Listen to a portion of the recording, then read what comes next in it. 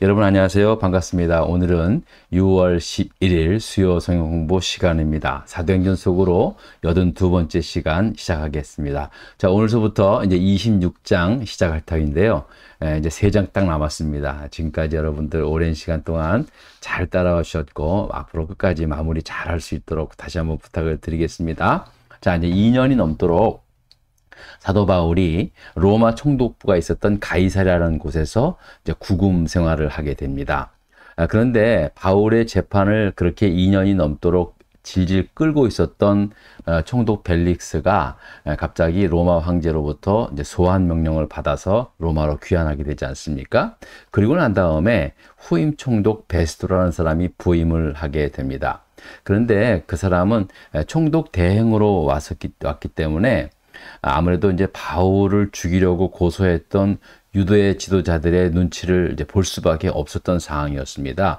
왜냐하면 자기가 그 짧은 시간 동안에 이제 대행하는 기간 동안에 또 일이 터지면 자기 정치적 입지가 좀 안 좋을 것 같아가지고 가급적이면 이제 얼르고 달래는 그런 편에 있다 보니까 유대 지도자들의 그 말을 좀 많이 들어줘야 할 그런 입장이었을 것입니다. 그러나 사도 바울은 로마 시민권자였기 때문에 자기는 더 이상 자기를 죽이려고 하는 저 유대인들, 저 유대 지도자들한테 나 재판받기 싫다. 내가 로마 시민권자니까 나는 로마 황제한테 상고하겠노라. 이제 그렇게 말하지 않습니까?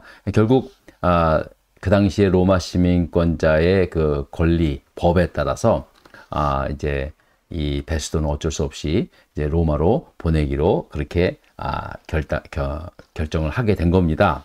자, 그러던 중 그 당시 그 지역을 다스리던 분봉왕 아그리빠 왕입니다. 정확히 2세입니다. 아그리빠 왕 2세하고 그의 여동생 버니게가 이제 새로 부임한 베스도 총독을 찾아와서 이제 서로 인사를 나누게 됩니다.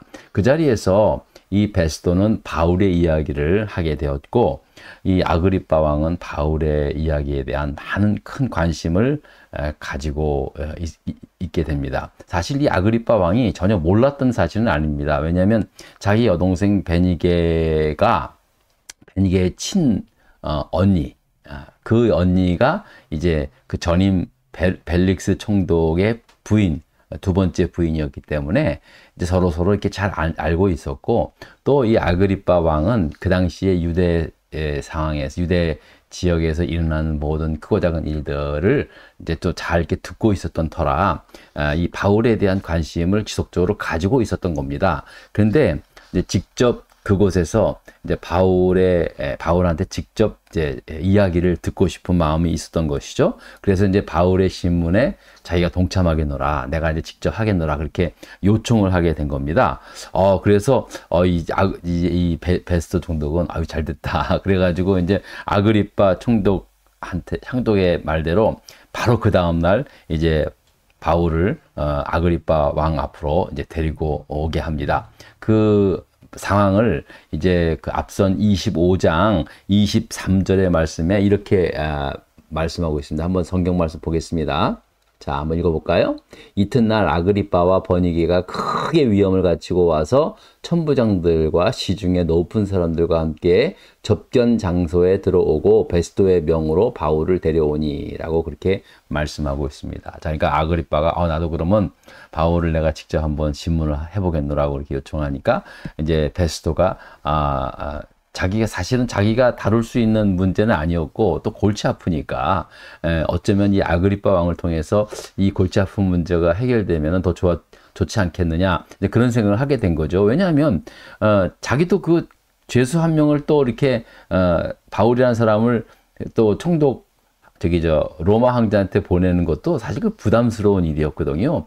또 실제로 자기가 봐도 무슨 반란죄를 진 거나 중한 범죄를 저지른 것이 아님에도 불구하고 사실 유대인들 간의 어떤 종교적 어떤 문제임에도 불구하고 또 유대인들의 말을 안 들어줄 수 없는 상황이다 보니까 이러지도 못하고 저러지도 못하는 그런 상황이었죠. 근데 아그리빠 왕이 자기가 좀 해결해 보겠노라고 그렇게 나서니까 아이고 잘됐다 하고 이제 그 다음날 바로 이제 바울을 부른 거예요.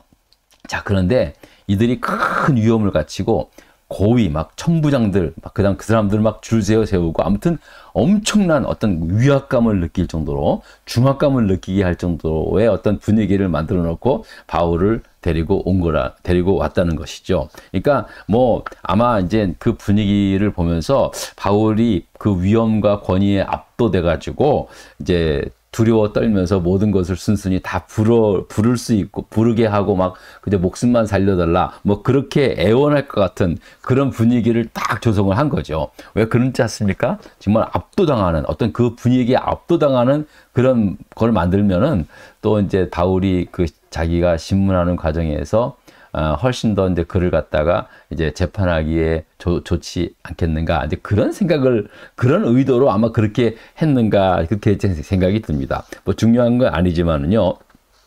자, 그런데 이제 바울이 어떠했을까? 이제 26장에 넘어가서요. 문제 1번을 함께 보도록 하겠습니다. 자, 문제 1번입니다. 자, 다 같이 읽어볼까요? 아그리빠 왕이 바울에게 너를 위하여 자신을 변명하라 라고 했을 때 사도 바울이 말한 것은 무엇입니까? 자, 이제 드디어 이제 아그리빠 왕한테 딱 탈타니까 이제 아그리빠 왕이 데리고 오니까 아그리빠 왕이 야, 바울아, 응? 나도 너에 대해서 이야기를 좀 들었는데 그래, 그러면 이제 내 앞에서 한번 너 자신을 한번 변론을 해보라. 그렇게 이제 명을 하게 된 겁니다. 자, 그랬더니 이제 사도 바울이 이제 계속해서 그 쭉 2, 3절을 보면은요. 사도 바울이 또 아그리빠 왕이요. 당신은 내가 당신 앞에 서게 된 것이 너무너무 다양스럽게 생각한다고. 그리고 당신도 저기 이제 이 지역에 다스리면서 우리 유대 사람들한테 유대 사람들의 풍속과 또 유대인들이 가지고 있는 문제에 대해서 너무나 잘 알고 있지 않겠습니까? 자, 그런 입장에서 제 말을 지금서부터 잘 너그럽게 좀 들어주십시오라고 하는 아주 깍듯한 예의를 갖추고 이제 말을 하기 시작을 한 겁니다. 자, 그리고 난 다음에 바울이 무슨 말을 제일 쳐냐면 나도 나면서부터 바리새인이고 나는 바리새인 교육을 갖다가 가말리엘 문화권에서 가말리엘이라면 그 당시에 모든 유대 사람들이 정말 가장 존경하는 율법 선생이며 학자였거든요. 선생님이자 또 실제로 그런 삶을 살았던 근데 그 가말리엘의 문화생으로서 자기도 그렇게 열심히 바리새인으로 살아왔다는 거죠. 응? 그리고 또 9절을 보십시다. 나도 나사렛 예수의 이름을 대적하여 많은 일을 행하여야 될 줄 스스로 생각하고 라고 했어요. 그러니까 자기도 바리새파 사람으로서 나도 그 나사렛 예수에 대해서 또 그를 믿는 사람들에 대하여 내가 어떻게 행하여야 할지를 나도 잘 알고 있었다. 그런데 어떻게 행하였느냐 보세요. 그래서요. 자, 10절을 또 볼까요? 10절에서부터 계속 읽겠습니다. 예루살렘에서 이런 일을 행하여 대제사장들에게서 권한을 받아 가지고 많은 성도들을 옥에 가두고 또 죽일 때에 내가 찬성표를 투표하였고 또 모든 회당에서 여러 번 형벌하여 강제로 모독하는 말을 하게 하고 그들에 대하여 심히 격분하여 외국 성에까지 가서 박해하였고 라고 말합니다. 와, 아니 이제 사도 바울이 자기도 그렇게 얘기를 하는 거예요. 아그리빠 왕이요. 나도 바리새파 사람으로서 예전에는 예수 믿는 사람들 정말 핍박하고 말이에요. 심지어는 그들을 죽이는 데 있어서 투표까지 행사한 사람이다. 이 말은 뭐냐면 나도 그 사람을 죽이는 거나 마찬가지다. 그렇게 고백을 하고 있는 거예요. 그리고 넬로 대제사장들의 권한과 위임을 받고 다메섹으로 간다이다. 라고 그렇게 말하고 있습니다. 자, 그러니까 자기가 그 정도의 열심을 가지고, 그러니까 나를 고소하는 사람들만큼 열심을 가지고, 아니 심지어는 그들보다 더 열심을 내어서 예수 믿는 사람들을 잡아 핍박하고 살기 등등하여 그들을 심지어 죽이는 데까지 앞장섰던 그런 사람이었습니다. 그런데 어떻게 그들이 나를 그렇게 고소할 수 있겠습니까? 이제 그렇게 이야기를 하는 거죠. 자, 그러면서 자기가 이제 대제사장의 권한을 받아서 다메섹으로 가던 길이었는데 어떤 일을 만납니까? 부활하신 예수님을 만나지 않습니까? 대나 정오에 갑자기 큰 빛을 밝히면서 이제 사도 바울이 이제 그때는 사울이었죠. 눈에 비늘같이 같은 것이 쓰임으로써 아무것도 안 보이고 땅에 거꾸로 주는 거예요. 그러면서 사울아, 어찌하여 내가 나를 핍박하느냐. 이제 사울한테 그렇게 말하지 않습니까? 주여, 니시옵니까? 그러니까 나는 네가 박해하는 예수다. 라고 그렇게 예수님께서, 부활하신 예수께서 만납니다. 이거는 환상이 아닙니다. 진짜 그렇게 만나는 겁니다. 그런데 또 놀라운 거는 주변에 있는 사람들은 또 그걸 보지 못하는 거예요. 그러니까 일단 우리의 어떤 육신적인 가시적인 상황은 아니었지만은 어쨌든 아주 신비한 일을 이제 이제 그 당시에 사울이라는 청년이 그렇게 경험을 하게 된 것입니다. 자, 그러면서 예수님한테, 부활하신 예수님한테 사도 바울은 무슨 말씀을 듣냐 하면은요. 자, 말씀을 이제 보겠습니다. 자, 16절, 17절, 18절까지의 말씀을 보겠습니다. 일어나 너의 발로 서라. 내가 내게 나타난 것은 곧 내가 나를 본 일과 장차 내가 내게 나타날 일에 너로 종과 증인을 삼으려 함이니 이스라엘과 이방인들에게 가서 이에게서 내가 너를 구원하여 그들에게 보내어 그 눈을 뜨게 하여 어둠에서 빛으로 사탄의 권세에서 하나님께로 돌아오게 하고 죄사함과 나를 믿어 거룩하게 된 무리 가운데서 기업을 얻게 하리라 하더이다. 이게 바로 사도 바울이, 그러니까 그 당시에 사울이라는 청년이죠. 자, 보세요. 그 당시에 사울이라는 청년이 이제 다메섹에서 그 예수를 믿는 사람들이 모여 있다는 그런 정보를 입수해서 그들을 잡으러 가다가 다메섹 도상에서 부활하신 예수님을 만나게 되었고, 그 부활하신 예수님이 이제 사도 바울, 그 당시에 사울에게 이 놀라운 그 소명을 주시게 된 겁니다. 그러면서 일어나 네 발로 바로 서라. 그러면서 내가 너로 종과 증인을 삼고 이스라엘과 이방인들에게서 내가 너를 구원하여 그들에게 보내요. 그리고 그들의 눈을 뜨게 하고 어둠에서 빛으로 사탄의 권세에서 하나님께로 돌아오게 하고 죄사함과 나를 믿어 거룩하게 된 무리 가운데 기업을 얻게 하려 합니다. 부활하신 예수님께서 그 사울에게 그런 메시지를 주시게 된 것입니다. 자, 이 말씀을 딱 하면서 이제 자기가 이런 경험을 했다는 거죠. 이런 체험을 하고 난 다음에 이제 사도 바울이 그렇게 아그리빠 왕한테 이제 그렇게 말하는 겁니다. 자, 보세요. 자, 아그리빠 왕이여, 그러므로 하늘에서 보이신 것을 내가 거스르지 아니하고 먼저 다메섹과 예루살렘에 있는 사람과 유대 온 땅과 이방인에게까지 가서 회개하고 하나님께로 돌아와서 회개에 합당한 열매를 하라 전함으로 유대인들이 성전에서 나를 잡아 죽이고자 하였나이다 라고 그렇게 말하고 있는 것입니다. 자, 그러니까 이 바울이 그러는 거예요.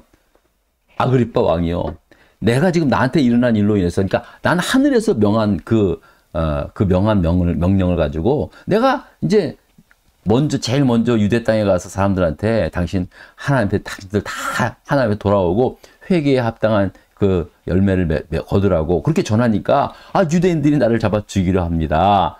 내 죄가 뭡니까? 나는 하늘에서 하나님께서 하라고 하신 그 명을 행한 것밖에 없습니다. 라고 그렇게 전하였다라는 거죠. 그랬더니 뭐라고 얘기하냐 하면은, 유대인들이 자기를 잡아 죽이려 했으니 하나님의 도우심으로 살아있고 당신 앞에 이렇게 증언하고 있다는 것입니다. 라고 그렇게 말하고 있습니다. 딱 한번 보겠습니다. 자, 하나님의 도우심을 받아 내가 오늘까지 서서 높고 낮은 사람 앞에서 증언하는 것은 선지자들과 모세가 반드시 되리라고 말한 것밖에 없으니, 그러니까 말씀대로 이루어진 것밖에 없으니 곧 그리스도가 고난을 받으시는 것과 죽은 자 가운데서 먼저 다시 살아나사 이스라엘과 이방인들에게 빛을 전하리라 함이니라 라고 그렇게 고백을 하고 있는 것입니다. 자, 보세요. 이제 아그리빠 왕이 바울한테 너 자신한테 변명하라니까 자기가 이제 잘 일어난 일에 대해서 잘 얘기하고 있습니다. 잘 변명한 거예요. 나는 지금 내가 죽을 일을 전혀 진 것 없다. 나는 하늘로부터 내가 핍박했던 예수를 만났고 그분을 통해서, 부활하신 그분을 통해서 나에게 주신 그 소명을 나는 행한 것밖에 없다. 그리고 유대인들한테 회개하고 합당한 열매를 맺으라. 이것밖에 말한 거, 전한 것밖에 없는데 왜 나한테 저들이 나를 죽이려고 하는지 모르겠다. 그러면서 이제 아그리빠 왕한테 이러는 거예요. 곧 그리스도가 고난을 받으신 것과 죽은 자 가운데서 먼저 다시 살아나사 이스라엘과 이방인들에게 빛을 전하리라 하매니이다. 라고 그렇게 이야기를 한 거예요. 자, 그러니까 이게 뭐냐면은요. 이게 사실은 이제 자기가 변명을 한 거지만 사도 바울은 예수 그리스도의 고난, 그리고 십자가, 부활, 이 생명의 복음을 아그리빠 왕에게 전하고 있다는 사실을 이렇게 보게 된다는 사실입니다. 그러니까 사도 바울이 이 당시에 제가 이제 말씀을 묵상하면서 이런 생각이 들더라고요. 그 자리가 얼마나 아까도 처음에 말씀을 드렸지만은 막 무장한 막 그냥 병사들을 세워놓고 말이에요. 로마 병정들이 얼마나 무섭습니까? 그리고 자기도 그냥 막 엄청난 그런 어떤 위험을 갖추고 이러고 있어가지고 바울을 딱 불러가지고 하니까 이제 아마 한마디로 속된 말로 쫄았을 것이다. 그렇게 생각했는데 아이고 사도 바울이 쫄기는요. 담대히 이제 자기가 얘기하면서 마지막에는요. 이 아그리빠 왕한테 그리고 또 이 자기의 변명을 듣는 모든 사람들한테 예수 그리스도께서 고난당하시고 십자가에 죽으시고 부활하시고 그 생명의 빛을 이스라엘과 이방인들에게 비추었다는 이 놀라운 복음을 전하고 있는 것입니다. 참 진짜 이 바울의 이 마음이 있으니까는요. 그는 주저하지 않고 나 로마 황제에 가서 항소하겠다. 그러기까지 얘기한 거예요. 사실 그게 위험한 일이었거든요. 예? 야, 진짜 나는 이거 보면서요. 예? 야, 정말 사도 바울이 정말 대단하구나. 어쩌면 이들이 이제 어쩌면 항소는 했지만 스스로 항소를 포기하게끔 할 정도로 이제 그런 어떤 압력을 가하는 그러한 자리였을 겁니다. 그런데 그런 것 아령 없이 그냥 담대하게 아그리빠 왕 앞에서 예수 그리스도의 복음을 전하는 거예요. 그러니까 그 다음에 어떤 일이 나냐. 베스토 총독이 깜짝 놀라서 바울아 네가 미쳤다 그렇게 이야기를 하는 거죠. 이건 다음 시간에 또 말씀을 드리겠습니다. 자, 아무튼 결론적으로 그런 겁니다. 물론 이제 바울은 하나님께로부터 부름받은 종이죠. 근데 여러분 우리 다 부름받은 사람입니다. 여러분 또 누구만 특정한 사람만 부름받고 우리는 그냥 그냥 성도로 그냥 예배하면 된다. 그거 아닙니다. 누구나 다 하나님의 자녀로 부름을 받았고 누구나 다 자기가 처해 있는 자리에서 다 각자의 콜링이 있는 거예요. 여러분 꼭 선교사가 되고 목사가 되고 그게서 콜링이 한 게 아니에요. 구분하지 마세요. 여러분 각자 교회에서 또 삶에서 다 그리스도인으로서의 콜링을 다 받은 거예요. 그 자리에서 예수 그리스도의 생명의 복음을 여러분의 삶으로 입술로 전하는 것. 저는 이게 참 중요하다고 생각이 듭니다. 사도 바울이 대단해서 물론 대단한 사람이지만 우리 모두는요 정말 이 사도 바울이 가지고 있었던 이런 어떤 복음에 대한 열정 이런 것들이 우리 안에 좀 늘 가지고 있어야 된다.